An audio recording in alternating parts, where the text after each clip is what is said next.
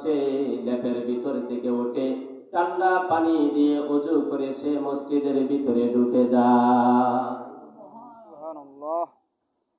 কারণ আমার জানা নাই আজকের ফজরের আজান আমার কানে এসেছে, আজকে আমি ফজরের আজান শুনতে পেয়েছি, এমনও তো হতে পারে আগামীকালের ফজরের আজান আমার নসিবে নাও থাকতে পারে। এই জন্য যখনই আজান হবে তখনই মসজিদ, তখনই মুসলমানদের উচিত কোথায় রওনা দিবে বলেন? মসজিদের দিকে রওনা দিবে। আজান হলো, আজান হলো, ফজরের আজান হলো, অলসতা ছেড়ে জাগো ঘুম থেকে নামাজ বালো। আজান হলো, আজান হলো, ফজরের আজান হলো, অলসতা ছেড়ে জাগো ঘুম থেকে নামাজ বালো। দুনিয়াতে করতে হবে আখিরাতের শ্বাস, কেউ জানে না কখন যে কার নামটি হবে লাশ। দুনিয়াতে করতে হবে আখিরাতের শ্বাস, কেউ জানে না কখন যে কার নামটি হবে লাশ। অল্প অল্প আমল গুলো হবে কবরের আলো, অল্প অল্প আমল গুলো হবে কবরের আলো। আজান হলো, আজান হলো, ফজরের আজান হলো, অলসতা ছেড়ে জাগো ঘুম থেকে নামাজ বালো। ফজরের নামাজে যখন দাঁড়ায় যান, এত কুয়াশার ভিতরে, এত শীতের ভিতরে, যখন আল্লাহ পাকের ডাক, যখন ডাক ভেসে আসে, যখন মুয়াজ্জিন যখন আজান দেয়, যখন মুয়াজ্জিন বলে উঠেন নামাজের জন্য মসজিদের দিকে চলে আসেন, কারণ এখন আপনার রব আপনাকে ডাকা শুরু করে দিয়েছে, তার ডাকে সাড়া দেন। ওই সমস্ত ব্যক্তিরাই কিন্তু সাড়া দেয় যাদের ভিতরে কি আছে? আল্লাহর ভয় আছে। ভয় নাই যার, নামাজ নাই তার, ভয় আছে যার, নামাজ আছে তার। যাদের হৃদয় আছে আল্লাহর ভয়, তারা কবু পথ বলে যায় না। আল্লাহর প্রেম ছাড়া এই দুনিয়ায় কারো কাছে কোনো কিছু চাই না। রাতের আধারে যারা সেজদাতে রয়, দু চোখের অশ্রুতে নদী যেন বয়। রাতের আধারে যারা সেজদাতে রয়, দু চোখের অশ্রুতে নদী যেন বয়। চলনার হাত ছানি যত আসুক, পিছনে ফিরেও সে তাকাই না।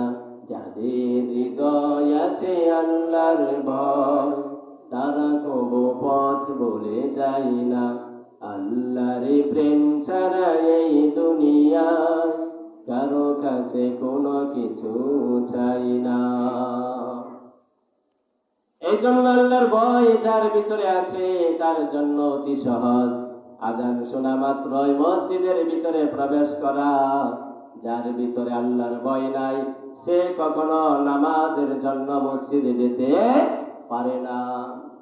একবার চিন্তা করে দেখেন, এই দুনিয়ার সব কিছু আপনার পর, একটু চিন্তা করবেন গভীর রাতে বালিশের উপরে মাথাটা রেখে চিন্তা করবেন, চোখগুলো বন্ধ করে চিন্তা করবেন, একটু চিন্তা করে দেখবেন এই মুহূর্তে আপনি মারা গিয়েছেন, মসজিদে এলান হচ্ছে অমুক গ্রামের অমুক ব্যক্তি ওইটার সময় মারা গিয়েছে, আগামীকাল অমুকের মাঠে তার জানাজার নামাজ অনুষ্ঠিত হবে। চতুর্দিকে এলান করা শুরু হয়ে গেছে, ছেলে মেয়েরা কান্না করা শুরু করে দিয়েছে, বন্ধু বান্ধবরা আপনাকে গুড বাই জানানোর জন্য চলে এসেছে, সবাই কান্নার রোল, কান্নায় ভেঙে পড়তেছে, স্ত্রী সন্তান সবাই কিন্তু কান্না করে দিয়েছে। আপনি মনে করেছিলেন সন্তান আমার প্রিয়, কিন্তু সেই সন্তান আপনার সামনে দাঁড়িয়ে বলতেছে, ও চাচা আমার বাবাকে তাড়াতাড়ি কাফনের ব্যবস্থা করে, এরকম হয় কি হয় না? বেশি সময় রাখা যাবে না। বাবা বলে, কিরে সন্তান, তোর জন্য কত কষ্ট করলাম, হারামটাকে হালাল মনে করেছিলাম, মাথার গাম পায়ে ফেলেছিলাম, ভালো একটা খাবার নিজে খাই নাই, তোমাকে খাওয়ানোর ব্যবস্থা করেছিলাম, আজকে বুঝি তুমি আমাকে নিয়ে তাড়াহুড়া করে দিয়েছ। একটু পর থেকে স্ত্রী বলতেছে, ও এলাকার গ্রামবাসী, আমার স্বামীকে তাড়াতাড়ি দাফন করে দাও, দেখলেই ভয় লাগে। ওই স্বামী বলে, ওগো স্ত্রী, 60 বছর তোমার সাথে সুখে দুঃখে কাটিয়েছিলাম, আজকে বুঝি এত তাড়াতাড়ি আমাকে বিদায় দিয়ে দিচ্ছ? সে বুঝলো যে না, এখন আর কারো আপন আমি না, সবাই আমাকে পর করে দিয়েছে। বলেন তো, দুনিয়ার সবাই পর করে দিলেও একজন আমাদেরকে পর করবেন না, তিনি কে? আল্লাহ। তিনি হচ্ছেন আল্লাহ। সেই আল্লাহকে কখনো ভোলা যাবে না। সব কিছু বলা যাবে, সন্তান ছাড়া যাবে, ঘর বাড়ি ছাড়া যাবে, নিজের দলকে গেট আউট করা যাবে, কিন্তু আমার আল্লাহকে কখনো ভোলা যাবে না। এই জন্য মুহতারাম হাজিরিন, এই দুনিয়াতে যতদিন থাকবেন ততদিন পর্যন্ত কিন্তু আপনার আমলের দরজাগুলো খোলা থাকবে। যেই দিন দুনিয়াতে শেষ নিঃশ্বাস ত্যাগ করবেন, সেই দিন কিন্তু আপনার সমস্ত আমলের দরজাগুলো বন্ধ হয়ে যাবে। এই জন্য দুনিয়ার মধ্যে দেখবেন সব বিষয়ে একতেলাফ আছে না নাই? দলাদলের মধ্যে একতেলাফ আছে না? অনেক দলে বিভক্ত। ধর্মের মধ্যে একতেলাফ আছে, অনেক ধর্মে বিভক্ত। সৃষ্টিকর্তা নিয়েও একতেলাফ আছে, অনেকেই অনেককে সৃষ্টিকর্তা মনে করে।